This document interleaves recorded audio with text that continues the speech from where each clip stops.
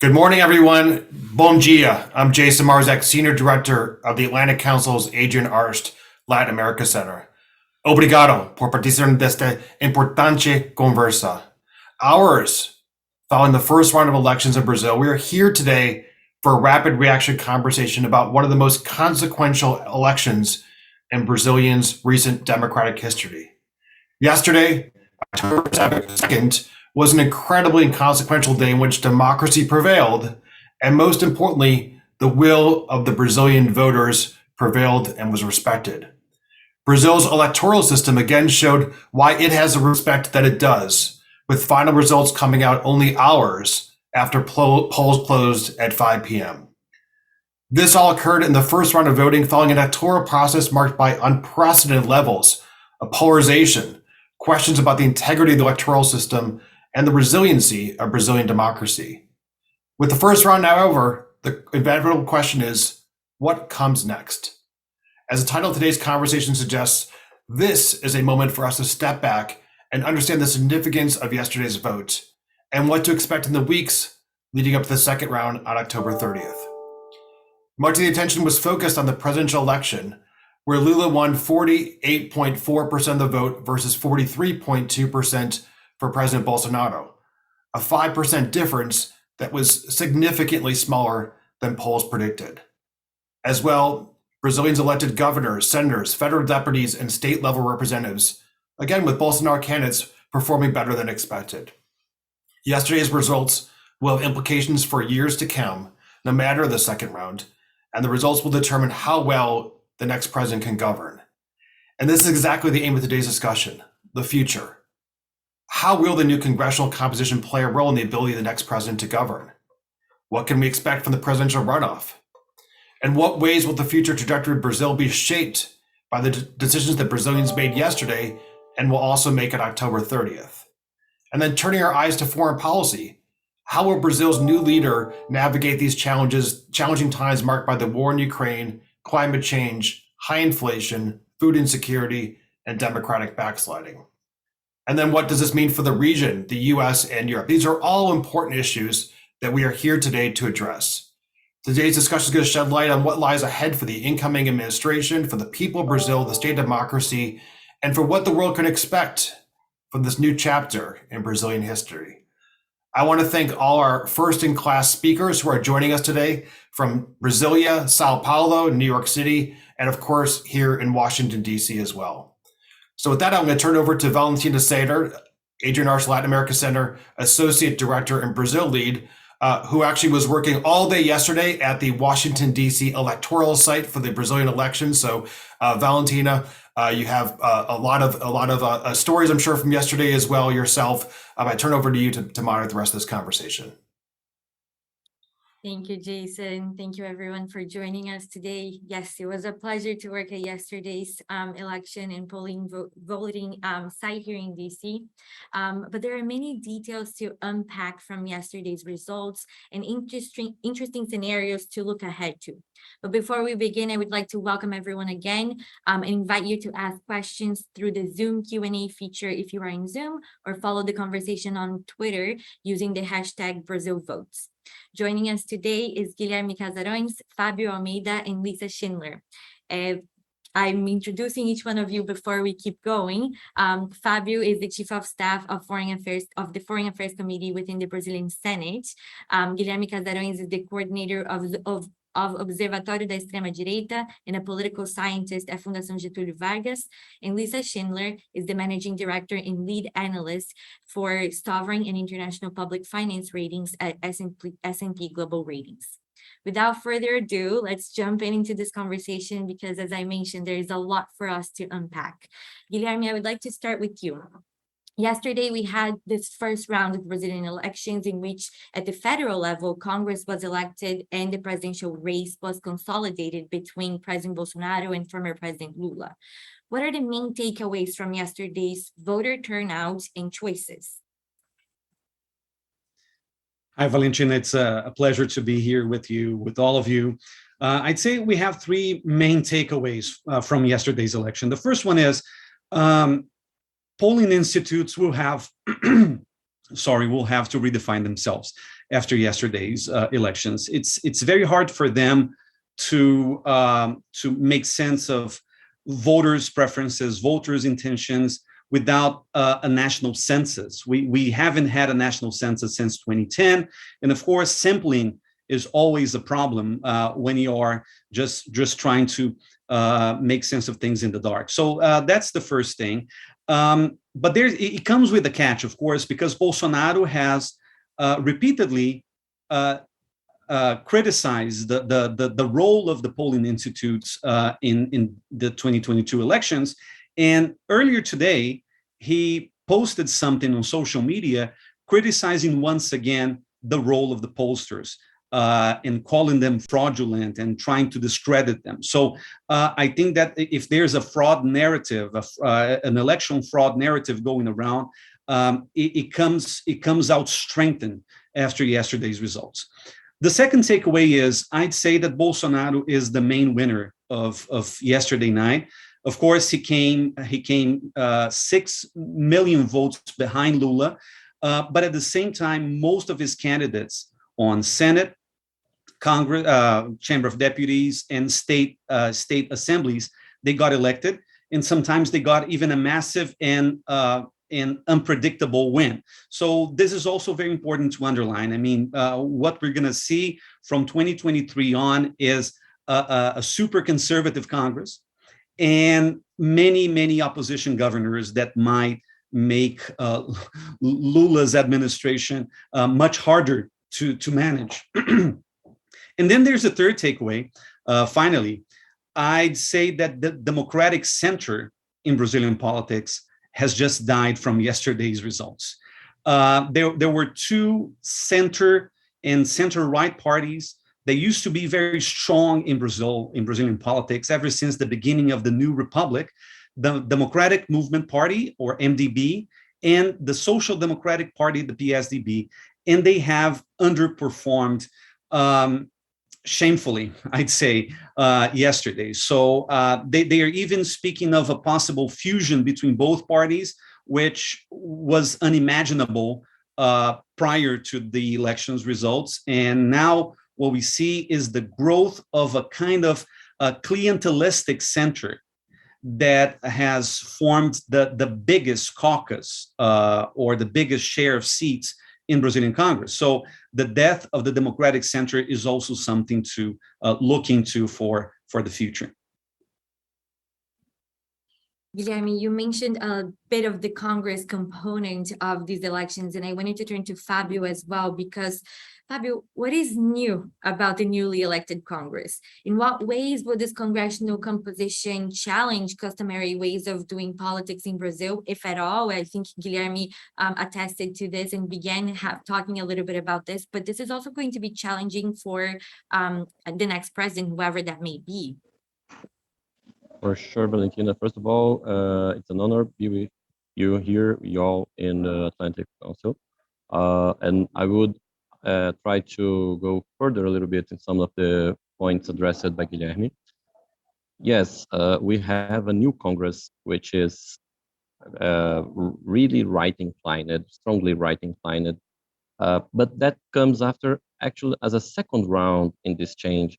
4 years ago, we were took by surprise with Bolsonaro wave or a right-wing wave in Congress, and that is especially, I would say, dangerous for Lula government if he wins in the Senate, because right now we have had a massive majority of right-inclined senators, and some of them, 1/3 of them, were elected yesterday for 8-year term. So a long term for Lula to face opposition, a strong opposition in the Senate.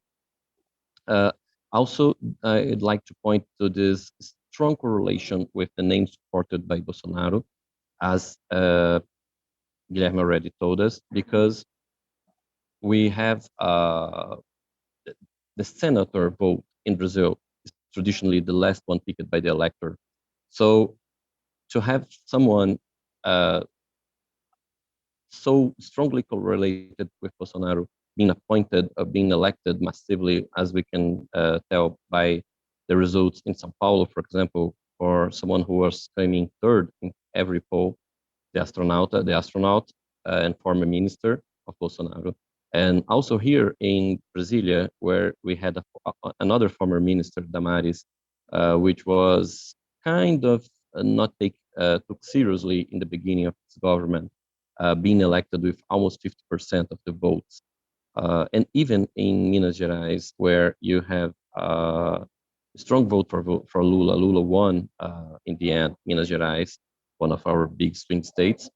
But the governor in Minas Gerais was also elected more in the right-wing side. And also the senator in Minas Gerais was someone not very known for the public. His main political asset was being Bolsonaro's name. So that was a story repeated all over Brazil. And that is also something to look for.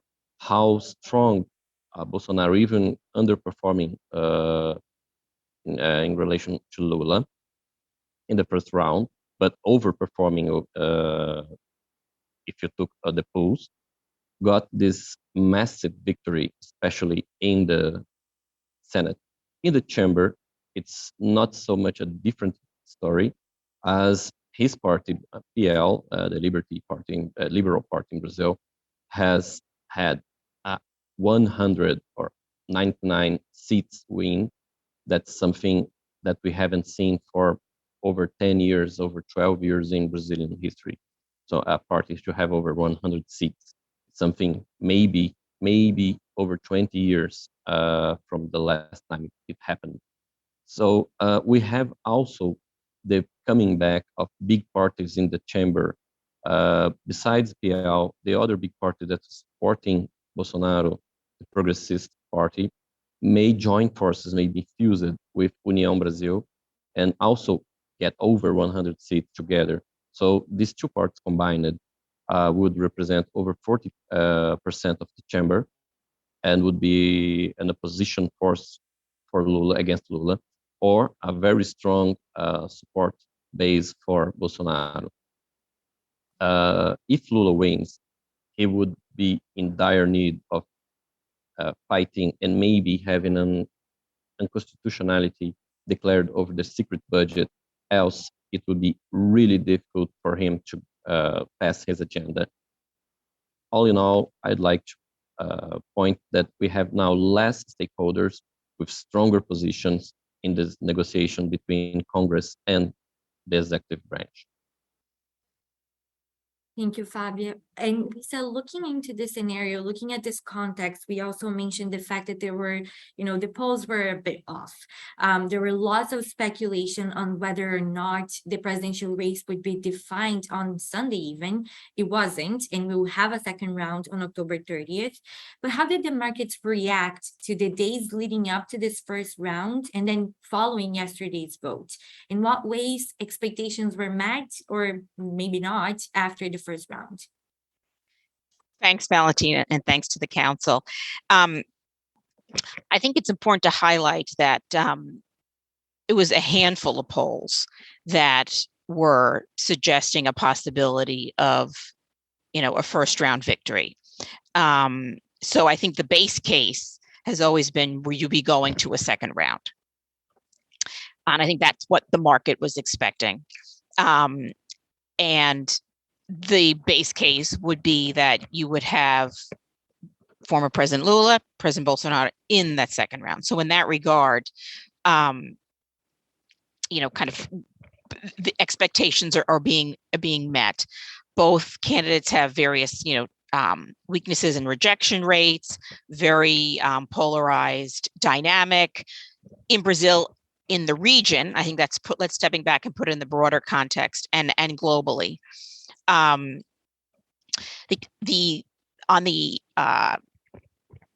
Clearly you could see that the dynamics in the Senate and in the chamber, et cetera, and at the governor level,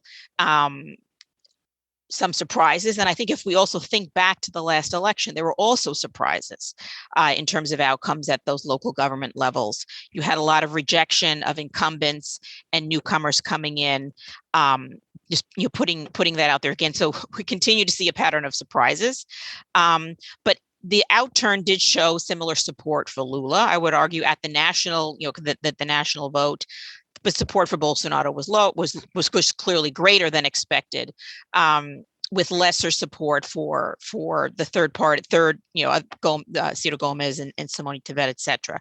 But I think it's important to highlight the markets. I don't think that there's you didn't have the kind of the instability in markets that you had, for example, if you think, of Lula running the first time around, right? It was it's been fairly steady. You have a very complex, global, volatile climate, but Brazil is well positioned in terms of supplying, if it can further taking advantage of the climate in terms of food and energy in this climate. Both candidates, the leading candidates, they're knowns, right? So that's also different as well if you set it apart from in some sense, elsewhere in the region. The external position in Brazil with over 300, billion international reserves, low external debt, these are all key anchors that are very different for when you had prior elections in Brazil. Inflation dynamics as well, central bank credibility. Inflation, yes, high above target, but it has peaked seemingly earlier in the year, and on its way down, and the central bank has been reacting proactively, etc. I think the other aspects that support in near-term dynamics would be the growth story, higher than expected this year, notwithstanding challenges over the forthcoming year with global downward, headwinds, etc., as well as the fiscal story. Again, more of a support this year, but this doesn't take away from the important medium-term challenges on the fiscal story. But you don't have the kind of volatility that you've had in the past in Brazil, because there's important anchors and improvements over the longer term Brazil perspective, and you have known candidates in essence. That's a great overview, Lisa, and I'm looking forward for us to actually be talking about the looking ahead once we get to that portion, so we can also look into what does that mean for the next president, right? You were mentioning some of the challenges that we'll see in terms of the global economy, but then what does that mean for Brazil, especially in the domestic context that we are just seeing with this newly elected Congress, and the possibility there, if we are following polls, that Lula might have a greater chance of winning on the second round than Bolsonaro at this time. But going back to the polls, and I think that I wanted to emphasize this point is, I think the question that everyone is wondering is, why were polls so off? And when we look at, not only they're predicting Lula winning as early as yesterday by a reasonably comfortable margin, but also Simone Tebet and Ciro Gomes, the third and fourth candidates there, receiving more, predicting to receive more votes than they actually ended up receiving. So in the United States in 2020, polls were off too. Do we see a trend here? What can we say about their accuracy? What happened? And I'll turn it to Fabio for a quick, explanation on that. And Guilherme, feel free to jump in here too. So very interesting point, Valentina, because what I understand from the results of Simone Tebet and Ciro Gomes yesterday is strategic voting, but on the other way around. People expected people who were voting for Simone Tebet and Ciro Gomes to vote for Lula in the first round. But what we got in the end is actually they're voting for Bolsonaro. So that represents a trend in rejection of Lula that polls were also not able to figure out. I would like to take this last point that Lisa mentioned. This election was a very different one because we had two very known forces.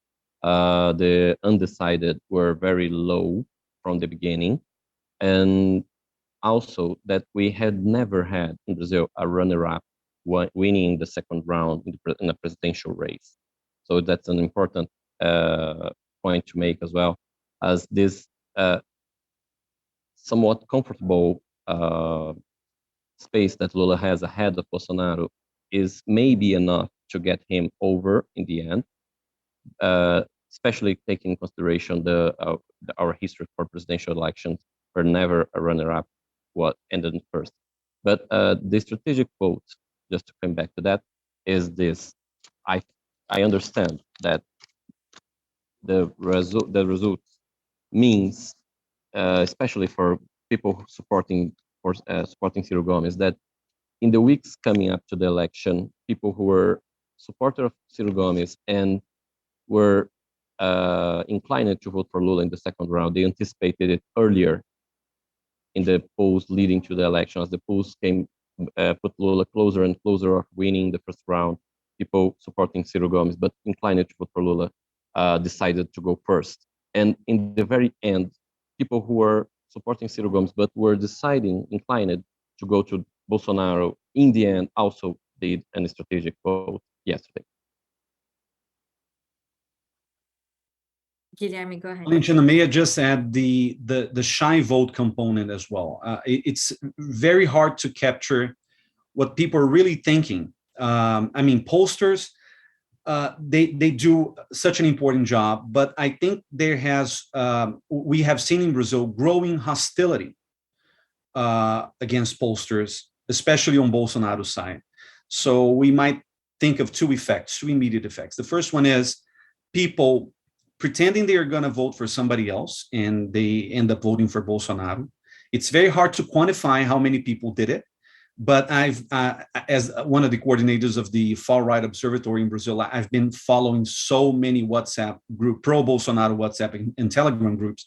And this is something that they often talked about, the possibility of saying they're going to vote for even Lula, but when the day came, they would just vote for Bolsonaro. So that's the first thing. And the second thing is, I think that many Bolsonaro supporters wouldn't even answer the pollsters.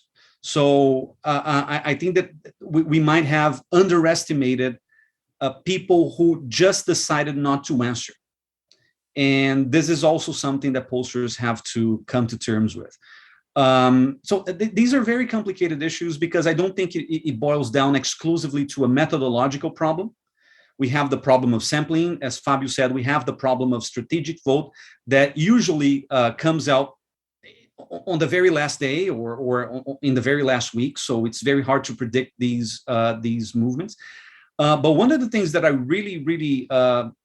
that really surprised me was that Ciro Gomes, who ended the first round of 2018 with 12% of votes, he ends 2022 with a little bit under 4%. So this is interesting because Ciro Gomes' strategy was one of attacking Lula and Bolsonaro, and primarily Lula at some point. So he felt that he was fighting against the strategic vote of Lula.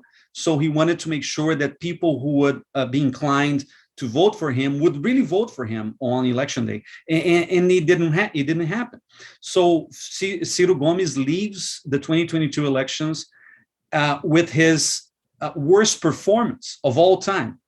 He has run 4 times, and he has always been swinging between like 10 and 12%, and now he got 3 point something. I don't remember exactly, but this is shameful for Gomes because he was an alternative to Lula on the left wing camp, and I think it's going to be very hard for Gomes to reconcile with Lula prior to the second round of elections. That's going to be terrible for both, I'd say, because Gomes, of course, he somehow buries his political career along the way because he will be no option for anyone in 2026 as things are going right now.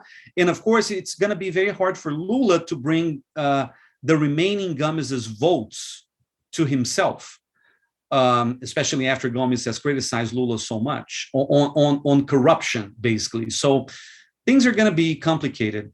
anyways. Jeremy, that was actually my follow-up question, and I'm glad that you made this point. But we like looking ahead to the second round now, looking to October 30th. We have 27 days until election day again. And as you're mentioning, we have Ciro Gomes on one side, Simone Tebet on the other, and then all of the other candidates. We had 11 total presidential candidates that received some votes. My question to you is in terms of what kind of moves should we expect from Lula and Bolsonaro on the days leading up to October 30th, and honestly, in the next few days, in thinking about these votes, because Simone Tebet, and if you add up Simone Tebet and Ciro Gomes' vote, you get the difference. You have more than the difference between Lula and Bolsonaro that right now is about 5%. So how likely is Bolsonaro to maybe erase that and turn this around? And what can we expect from Simone Tebet and Ciro Gomes voters to vote to and then define this election? Okay, that's a great question. First of all, if I were managing Lula's campaign, I would be very assertive and even a little bit aggressive in this first week, showing voters a government platform, which the Lula campaign hasn't really shown people. I mean, there's a draft uploaded on the Electoral Court website, but I think that he really should show what he's up to, especially because there were many people criticizing Lula for not showing any sort of platform, and therefore people would vote for him, would give him a carte blanche, right? Some sort of free pass to do whatever he felt like. And this is not the case, of course, but I think that Lula has to make it very clear for voters that he's willing to run a moderate government. He's willing to run a national unity government, if I may. I think that's very important to underline. I've seen some pictures of people who are on Lula's side right now. It's pretty much the bulk of the political elite of Brazil. That has run the country for the last 25 years. So I think it's important for them, even though I know that people are sick and tired of traditional politics, I think it's important to reaffirm the commitment of his campaign to a really broad alliance that spans from right to center, from center right to left. And of course, if I were, again, Lula's manager, I would say you have to call Simone Tebet over and maybe offer her the Ministry of Agriculture, I don't know, just to signal her voters that she has jumped on Lula's bandwagon as of the first week. So this is important because I really think that Lula has to do two things from a strategic point of view. He's got to secure his advantage of 6 million votes on the one hand, and he's got to make sure, and that's the key aspect of these elections, the runoff. He's got to make sure that everyone who's voted for Lula in the first round will vote for him again in the second round. I don't think that Bolsonaro is going to be able to capture that many votes from Lula. However, abstention is key. So if people, because you see, I know so many people, and we can understand this from looking at the polls. There are so many people who would vote for Lula, but not because they like Lula, but primarily because they're against Bolsonaro. So these voters, they might not feel motivated to go out and vote on the 30th. So that's why I think that Lula has to secure his voting base, and to do so, he's got to widen his alliance even further, and he's got to send some clear signals that he's not going to run a radicalized government. And of course, Bolsonaro, what he's trying to do ever since yesterday, really, ever since last year, I don't know, is to demobilize voters. Yesterday, for example, he was against free buses to take people to the voting stations because, of course, abstention played in his favor. So I think that Bolsonaro will keep trying to make calls of electoral fraud. Of course, he'll keep criticizing the polls. He's going to keep criticizing the results as rigged. So I do not rule out the possibility. I don't want to talk much more about it, but I wouldn't like to rule out the possibility of a Capitol riot, January 6th kind of scenario in Brazil, sometime between the two rounds, because he's been stirring his supporters to speak out against the elections in such a a firm and staunch way that I really fear for what's going to happen in the streets in the upcoming weeks or so. Fabio, and thinking about that as well, looking into the newly elected Congress and the congressional representatives that we have now determined and defined, as well as some governors that are pending or already elected. My question is on how congressional representatives will actually might play a role into the presidential race and this runoff. Great, Valentina. So I first agree with Guilherme about the turnout. I think we have this massive possibility of a lower turnout. Historically, has been like that, and Congress, especially these elected members, will be campaigning fiercely for Bolsonaro the next weeks. They are free to do so, both because those who are already members of the parliament, they won't have lots to do. There won't be sessions being held in the following weeks. And those who are not, they are even freer because they are not yet parliamentarians, but they have the support, the election, the results on their side. So they are very competent people in campaign, as they proved themselves in the the ballots.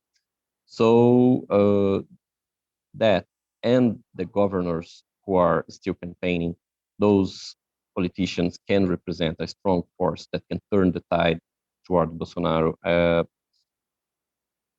So on the same note as Guilherme, if I would be working for Lula right now in his campaign, I would say that people has to stop thinking of everyone who has voted for Bolsonaro as fascists or as extremists in any sense, because if people talk like that, they won't have support. They won't gain any votes by declaring that we have like 44% of fascist people in Brazil. That's simply not true. That won't help any campaign. Also, so we have this moment where the next pollings will have to reflect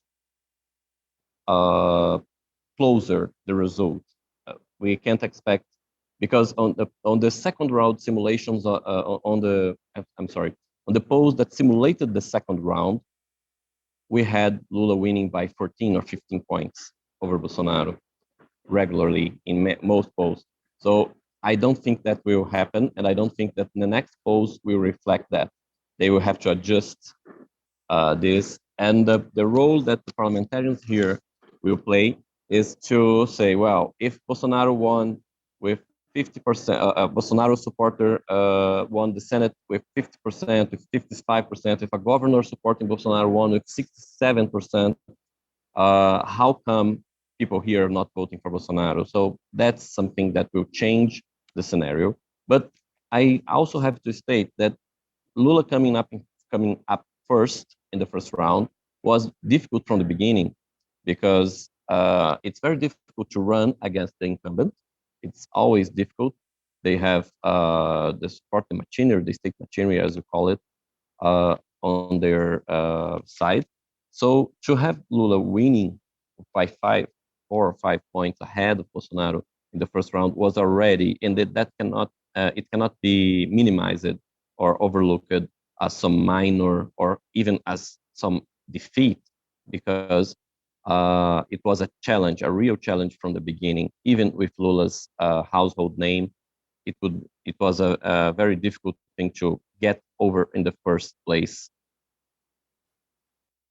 And Lisa, thinking about also in economic terms, like polarization has been a norm in the political debate in these elections and lately in the political environment in Brazil.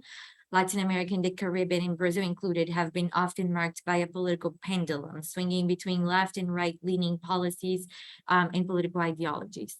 In economic terms, how do you see this potential in terms of a new left government in Brazil, or a continuation of Bolsonaro's liberal perspectives and economic priorities?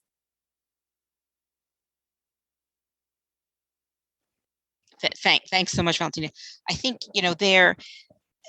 I think this pendulum that you highlighted, and to underscore, I think there is a significant, if you look stepping back, a lot of distrust in general with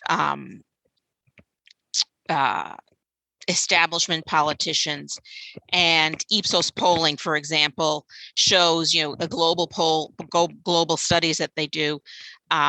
Peru, Chile, Colombia, Brazil are at the top of the list of kind of distrust in their polling. So just putting that out there. And I think that, and then if you can see, a track record elsewhere, and you have other countries in the region clearly, are prominent there. What you said I think that's the key. It's not that it's left-leaning, right-leaning per se. I think it's the volatility in policy. It's a back and forth. And I think that reflects what we've seen as a trend of frustration with the incumbent, whoever they are. So if we think of, people would highlight, yes, we've had more of a shift, quote unquote, to the left with Chile, but it was always kind of back and forth. Colombia, et cetera, but not with Ecuador, for example. And again, and this is the notion of, again, of frustration with incumbents versus, say, a shift to the left per se. I think you've seen this in the vote in Brazil, right? One, the vote for Bolsonaro 4 years ago was more of an anti-PT, anti-Lula vote, so to speak. And today you've seen, and you had different kind of dynamics play out. You have high levels of polarization there, and you have a continued move in toward the right in Congress per se. So people talk about a pink wave. I don't think that's necessarily what we've seen, but again, it's a push towards kind of the other. And the volatility in policy is, I think, what's a challenge, right? And I think your example of, in LATAM, Argentina is a key example of that. Even a same party, Peronism, you have major swings in policies. And I think that piece is what undermines being able to put in place consistent policies with a track record through governments over time. I think whomever comes in, whoever wins this election in Brazil, okay, the key challenge is fiscal, period. And there are uncertainties about how either candidate would be able to manage kind of the medium-term fiscal challenge. And I think that's what's the forefront of the mind of the investor. Again, we have surprised this year in terms of generating the kind of primary surplus that the government's generating year to date. Debt will be okay, but you still have important financing pressures. If you look structurally, positive in terms of composition of Brazil's government debt, but a lot of it, almost a quarter of it comes due each year. The debt burden, at most projections from outside, from analysts, including ourselves, and my colleague Manuel Orozco is the primary on Brazil, just put that out there.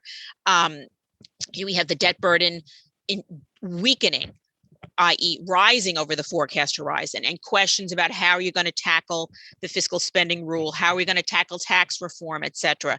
So those key questions would be on the table for either a Lula administration or a Bolsonaro administration. And I think those are key in terms of anchoring confidence in the next Brazilian administration and supporting higher rates of growth. I think that's another key challenge. You've had a lot of micro reforms moving ahead, beginning with the Temer administration under the Bolsonaro administration. Again, this year, growth is higher than most people expected earlier in the year. But if you think back, growth in Brazil, yes, we're at pre-pandemic levels, but we're still below pre-Lava Jato levels. Okay, investment has risen, but it remains still a challenge. All of the Custo Brazil issues are there. And I think the question mark is, will some of the reforms, and there are many reforms that have gone in place more on the micro level over in recent years, how will they be kicked, and the improvement in infrastructure, how will they kick in when we get through the pandemic dynamic? But now, of course, we have a global recession question. But I think the fruits of those reforms, that's something that's also pending. But the growth piece is the other key challenge in Brazil for either president coming in. I think that's perfect, Lisa. Thank you for analyzing that and explaining that to us. And then turning to Fabio, thinking about pinpointing some of those policies that Lisa was mentioning that are priority for whoever the next president may be. How is that going to be faced, and how is that going to be a challenge in Congress too? Yes, Valentina, that would be a very big challenge, especially because, well, both leaders, both Lula and Bolsonaro, are of a populist background. So both favor principles over policy, moral values over policy. It's their campaigns are in both sides of the arena are mainly about being happy or fearing communism or something like that. So the manifestos are very light on proposals. Of course, we have this expectation that if Lula wins, he will do what I've been calling the backspace semester, like the keyboard key backspace, where he will undo any or try to undo anything that was done by Bolsonaro, or most of the change done by Bolsonaro, including in the fiscal area. But Congress is the most, I must say, irresponsible branch in Brazil. So we have lots of examples, but I would just give the last one, which is minimum wage for nurses being approved without any means for it to be delivered, just because in the pandemics, of course, nurses have been as a profession have gained lots of popular support, and they lobbied here in Congress, and they were able to secure this minimum wage in the law, but that's not doable in the fiscal sense, neither for the public sector, neither for the private sector. So what we can expect is Congress being unable to offer alternatives or amendments to better regulation. So if the executive branch doesn't take the reins and offer an agenda of very strong adjust after the elections, and it must be right after the election, right in the beginning, because here in Brazil, we are always looking for the next, like, well, that's the main take of any politics. But especially here, as we have this 4-year cycle, where right in the middle, we have the mayor cycle, the local election cycle. We are never more than 1.5 years ahead of thinking on the next election. So it's really difficult for us to have a more cohesive and strong and an agenda that will be enforced no matter what. And that's exactly, as Lisa said, what we need: less volatility and more decision making, more fiscal responsibility, planning that will put Brazil back on its tracks. And I don't think we can count very much with a Congress, despite it being right or left inclined on this regard. It must come from the executive as a very strong agenda leading the country for either of the candidates who win. Go ahead, Guilherme. Could I just point out to a problem highlighted by Fabio? And I think it's important to underline this, especially for a foreign audience.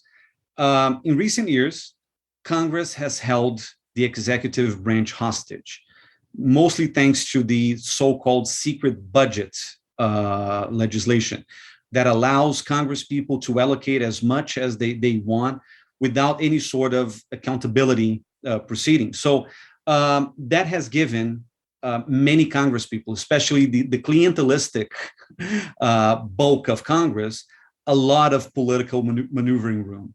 And that has made Bolsonaro's life very tough, especially because every time he wanted to pass his own agenda in Congress, he had to signal to these clientelistic groups that he was going to offer them some budgetary benefits. I think that in the United States we would call it earmarks or something along the same lines, and that's going to be a challenge for Lula, because if he gets elected, he's going to face a very hostile environment, both in states and in Congress. Two of the topics that Lula will have to address, no matter what, are the spending cap discussion. In Portuguese, we call it teto de gastos, and the spending cap is crucial for Lula to be able to relive state-led investments in Brazil. And Lula said he was going to do away with the spending cap. That's probably not going to happen. He will have to renegotiate the spending cap in different terms. But as Fabio has just pointed out, Congress is super responsible fiscally, so they are probably not going to be willing to accept new terms on the spending cap. They just want presidents to break the spending cap over and over again. And then there's a second thing, which is tax reform. One of the problems, one of the bottlenecks of Brazil is the tax structure, and one of the problems that I envision is with a predominantly Bolsonarista governors on the state level, it's going to be very hard for Lula to push for a specific kind of tax reform that will make the federal government's life better. Because you see, the tax reform proposals are very different from each other, but they all depend on political consultations with state governors. And that's probably going to be harder than Lula might have thought initially. So this is also something that we have to look into. I mean, how much able Lula will be to create like a political environment that favors discussions on reform, as he did back in 2003 with the pension reform. But then again, the reach of these reforms are actually very narrow, very short compared to what Lula could really do if he had most governors and most Congress people on his side. Guilherme, and also now as we continue to talk about the Lula versus Bolsonaro next administration, whoever that might be, we also got a question from the audience that was something that I was going to ask you as well in terms of foreign policy. So how can we expect, what do we expect from a US-Brazil political relations? Will it improve or diminish with the next president, whoever that might be, again, Lula versus Bolsonaro? And I will answer this person by saying this is not the first time that Brazil elections go to a second round. But the focus question for you is on US-Brazil relations under the next administration. Yeah, I mean, just so the audience knows, the last time a president defeated the runner-up in the first round of elections was 1998. So it's been like 25 years now. So that's really the exception, not the norm. So that's why yesterday's results were not so unexpected in terms of whether Lula could win or not. But coming back to foreign policy, I really think that one of the great things about US-Brazil relations is that they are state relations. They do not really depend on governments to succeed. I mean, there's so many things both countries do together, even though we've seen growing polarization, especially in the US Congress. I mean, Bernie Sanders took some stances on the elections in Brazil. We see some conservative Congress people also positioning themselves in favor of Bolsonaro. So even Steve Bannon said a couple of months ago that Brazil's elections would be the most important elections for the Western, for the West civilization. So I do think that there are some key issues in U.S.-Brazil relations that might change depending on who's the next president of Brazil. I'd say that well, Lula is very able when it comes to foreign policy. So he's probably going to run a very pragmatic foreign policy all the way down. I don't think that his foreign policy will be ideological. Of course, we have, as Lisa mentioned before, we have this pink tide in South America that might allow Lula to be a little bit more left-leaning when it comes to regional integration policies. helped by Colombia and Chile and Argentina. But at the same time, I think that Lula, as he did back in the 2000s, will run a very pragmatic foreign policy, which includes the United States. Lula and George W. Bush, for example, were very close friends and partners at some point. So I don't think that's gonna change. The problem that I see, to be fair, is that if Trump gets elected in 2024, and that's a real possibility at this point, Trump runs more of an ideological foreign policy, or a foreign policy that only considers his own short-term gains. So he might try to put a lot of pressure on Lula in case we have this Lula-Trump combination at some point in 2025 or 2026. If Trump gets elected, he will probably be able to pave the way for a second Bolsonaro term starting in 2027.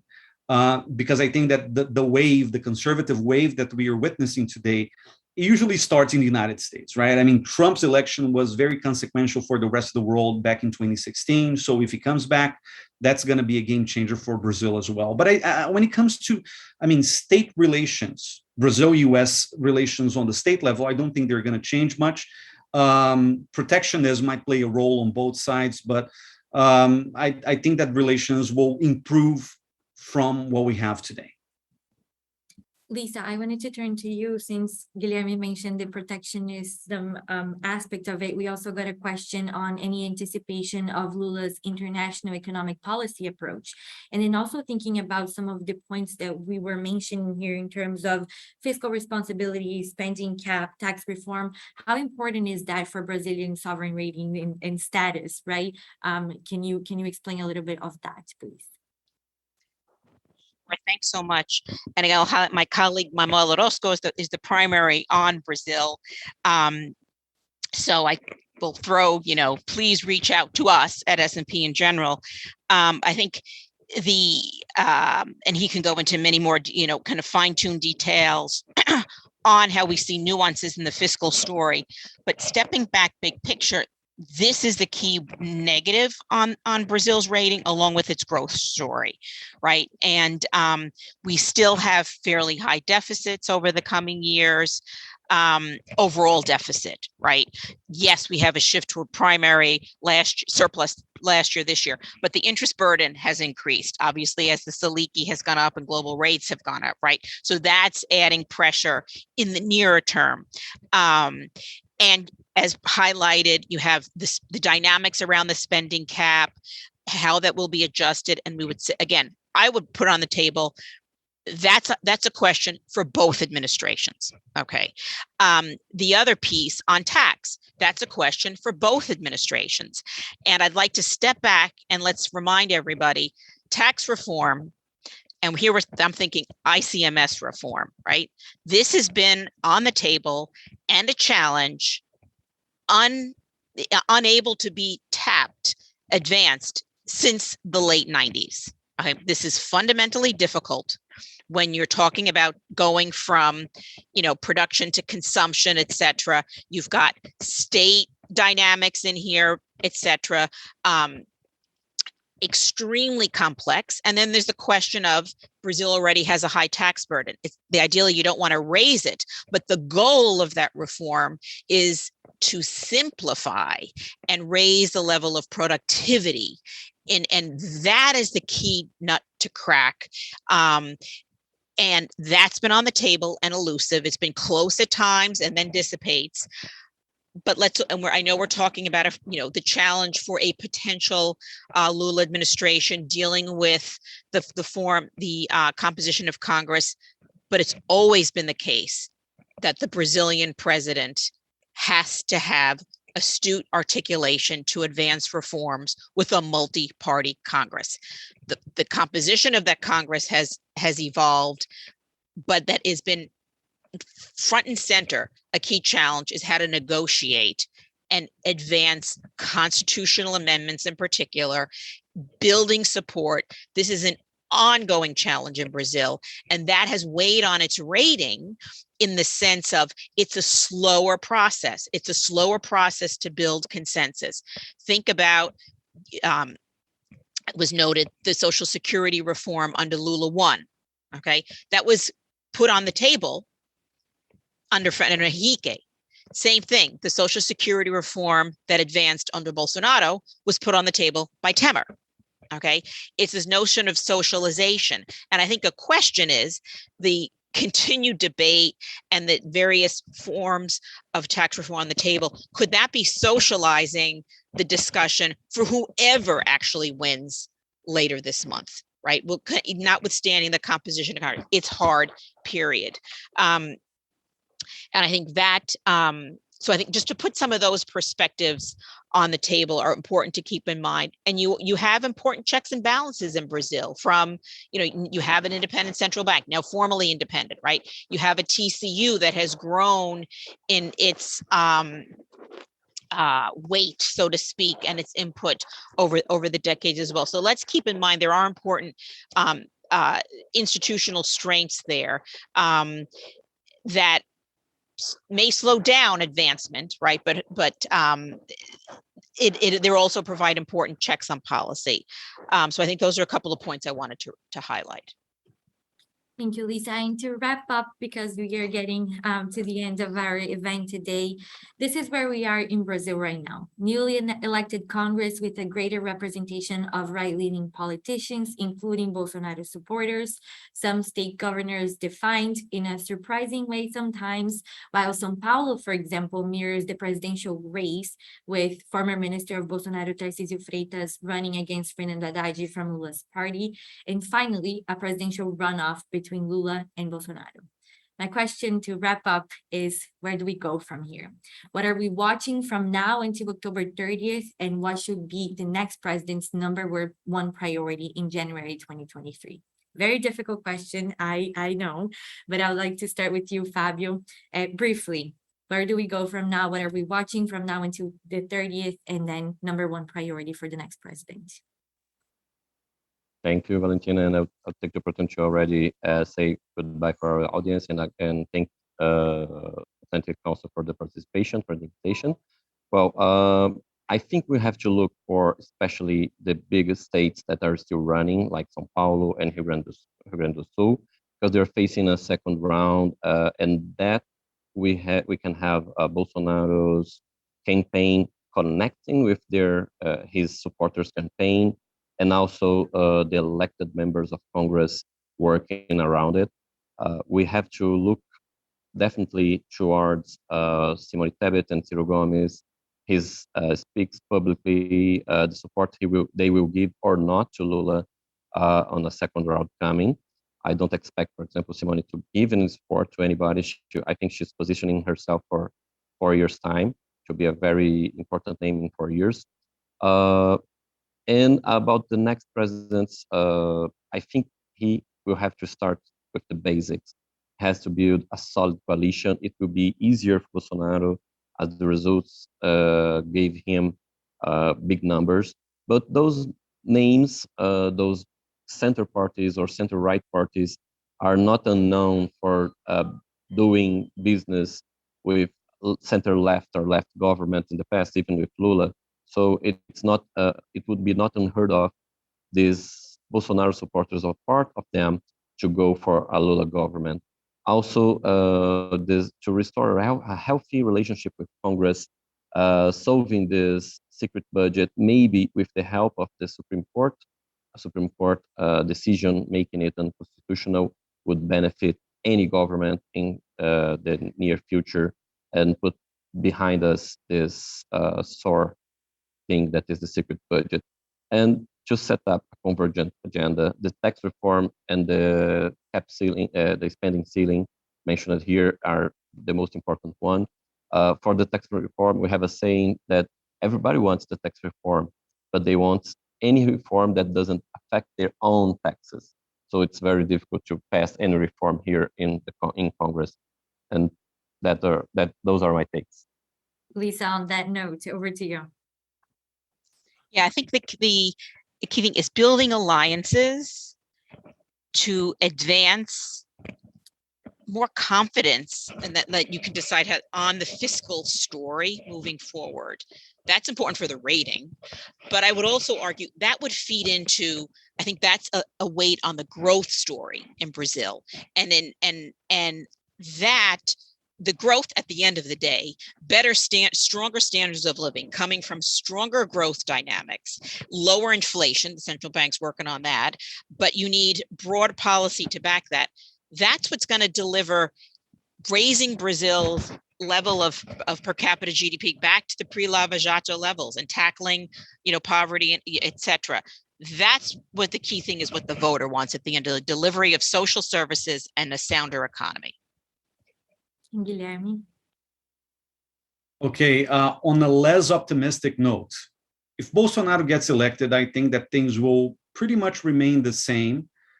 But I'm pretty certain that his second term will be less liberal than the first one.